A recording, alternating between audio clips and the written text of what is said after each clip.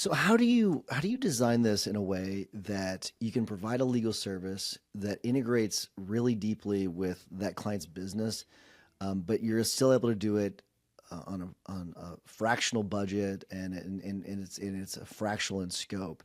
Because one of my biggest concerns when it comes to any sort of fractional anything is that they don't quite understand the business. So I wonder how you're able to integrate in a way where you're able to understand the business and really understand their needs so you can advise them properly.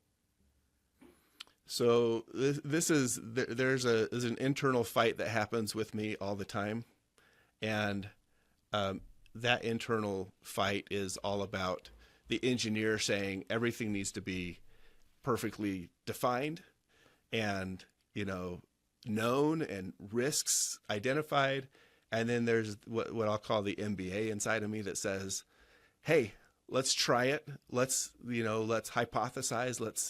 Let's take some action, see what happens, and evaluate, and pivot if we need to. And so, really, that MBA side has for the way that I work has to control a little bit more the engineering side, so that I go and I say, we're gonna because every company is different. They're all innovators. They're doing stuff that hasn't been done before. Some of the processes are the same, but they're literally creating teams in ways that teams haven't been created. They're creating products in ways products haven't existed before. So they're creating new problems and risks that haven't existed. And so, for me to think that I'm going to engineer this, down to the fourth, decimal point or something, it's just not going to work. So I take a very relaxed approach in a way, and I say, let's meet often, let's communicate well, let's talk high level strategy, and let's make sure that your team, it's just not just CEO talking to me, right, talking to Jeff. It's let's make sure your team feels comfortable talking to my team as if they were just walking down the hall, poking their head in the door and saying, hey Danielle, I got a question, what, do you have a second? It's that's how teams operate well, right? It's just having fluid communications, and that's been my approach at a really high level.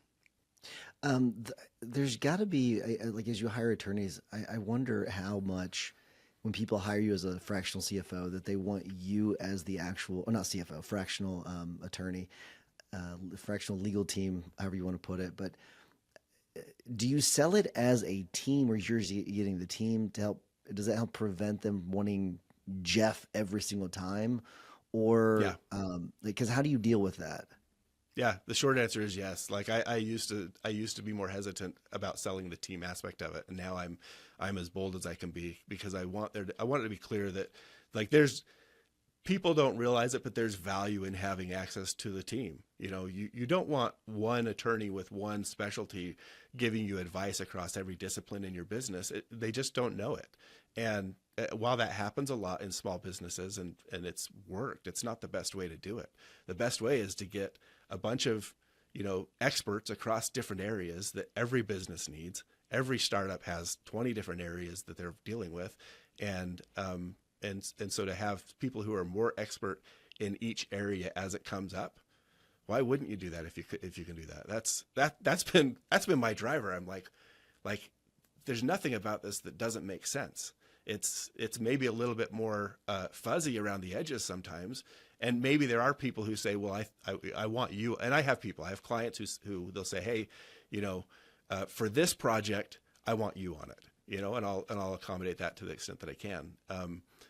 But that's not every project, and I have to be very deliberate when people hire me, because they're just not used to hiring attorneys in a team setting like we're doing. It's just new.